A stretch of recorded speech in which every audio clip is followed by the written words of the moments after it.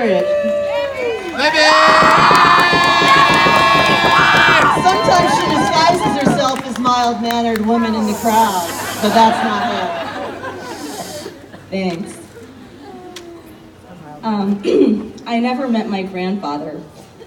His name was Alexander Kornos, and he died in 1948 at the age of 56 when my mother was 3 years old. But he was a criminal and a felon. He served 4 years of a 10-year sentence at Leavenworth, a federal prison in Kansas, from 1917 to 1921. He refused to take a plea deal from the government and contracted tuberculosis while incarcerated. His mugshot is the only photograph we have of him. His crime? Union organizing.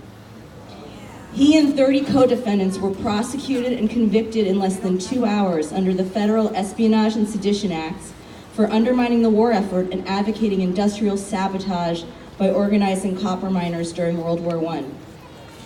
My grandfather's letters to his mother from prison live in the labor archives in Detroit.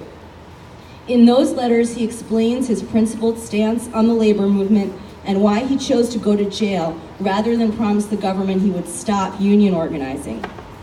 I have this man's blood in my veins, and I think of him every time I feel afraid. Because it is not easy to stay positive, loud, and powerful when the whole world wants you to be negative, powerless, and mute. I tell myself if my grandfather could go through all of that for what he knew was right, and for what this country subsequently recognized in law as right, then certainly I can put a little bit of skin in this game.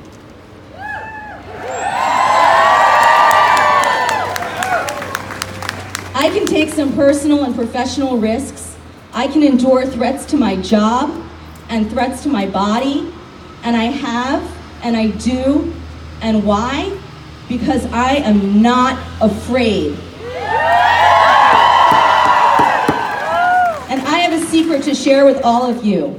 Fear is a petty bully.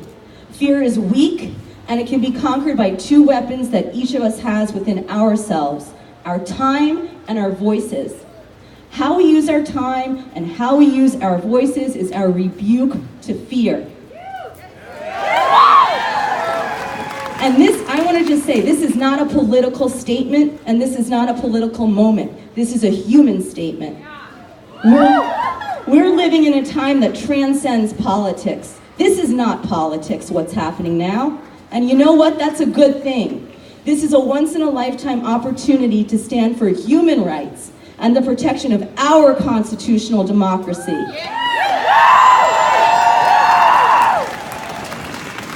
This is a unique moment to speak up for social justice, for what's right and wrong, because these principles are being tested daily, and you are all standing here because you know it. And guess what? You are right. We are right. You can do this, we can do this, we can stay positive and powerful, even when it feels like the entire world, even our friends and families, are gaslighting us by telling us we're wrong and careless and irresponsible and we should shut up and go away. We have this power within each of ourselves. We might feel beaten down and demoralized by this past year, but we have to keep going and we have to keep fighting because we know the difference between right and wrong. We know what we see with our own eyes. We have agency over how we use our time and our voices, and nothing, especially not fear, is going to stop us.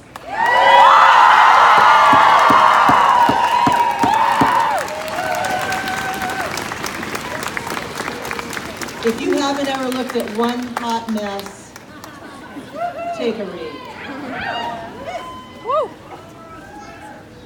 We have another